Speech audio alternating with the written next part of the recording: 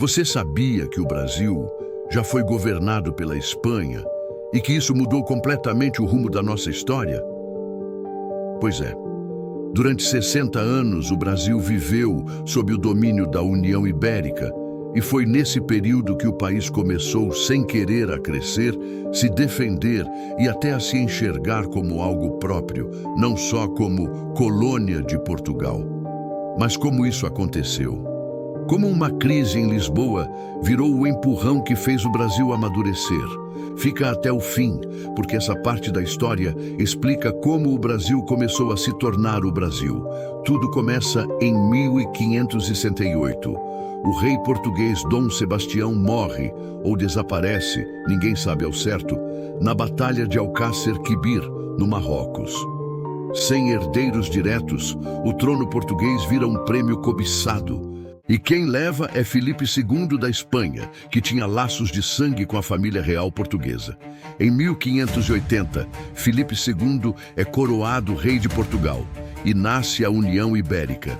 Um único monarca governando dois impérios imensos, Portugal e Espanha. Na teoria, Portugal manteria sua autonomia, suas leis, moeda e administração. Mas na prática, o controle estava em Madrid. E é aí que o Brasil entra nessa confusão. Até então, o Brasil era uma colônia rica, produtora de açúcar, que dominava o comércio atlântico. Mas com a união das coroas, o país passa a herdar também os inimigos da Espanha, Inglaterra, França e principalmente Holanda.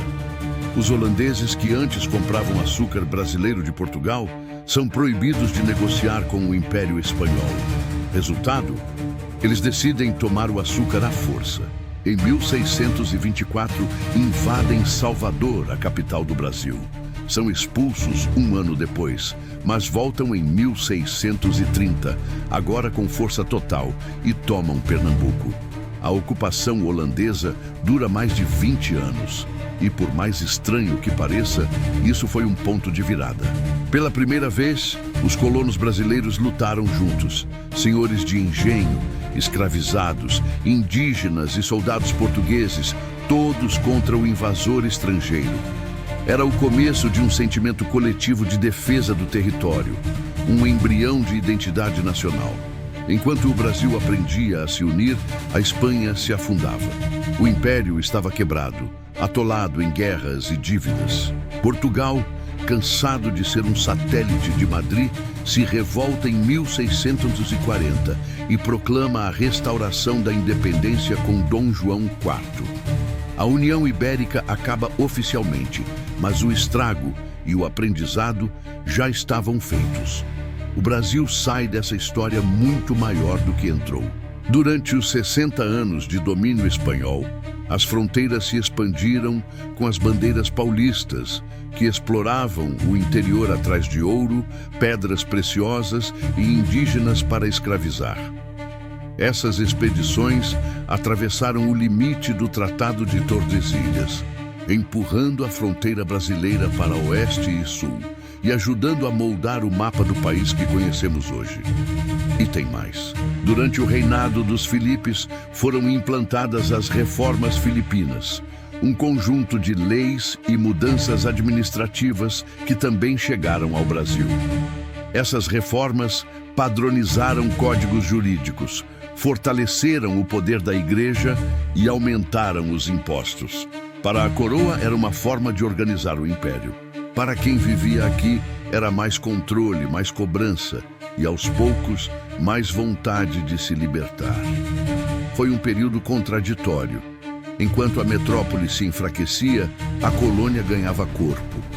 Enquanto Lisboa obedecia a Madrid, o Brasil aprendia a se virar sozinho. A União Ibérica acabou em 1640, mas deixou um legado profundo. Foi quando o Brasil começou a se expandir, se defender e, mesmo sem perceber, a se ver como algo além de uma simples colônia. A mistura entre os conflitos externos e as reformas internas amadureceu o país. E quando Portugal finalmente voltou a governar, o Brasil já era outro. Mais vasto, mais rico e principalmente mais consciente da própria força. A verdade é que a União Ibérica foi um desastre para Portugal, mas um empurrão histórico para o Brasil. Foi nesse caos que a colônia cresceu, se fortaleceu e começou, mesmo que sem querer, o caminho que levaria à independência quase 2 séculos depois. As reformas amadureceram, os conflitos despertaram um senso de unidade e o Brasil começou a nascer. Quer entender como esse Brasil em formação seguiu até 1822 e se tornou independente? Assiste ao próximo vídeo. É lá que a história fica ainda mais interessante.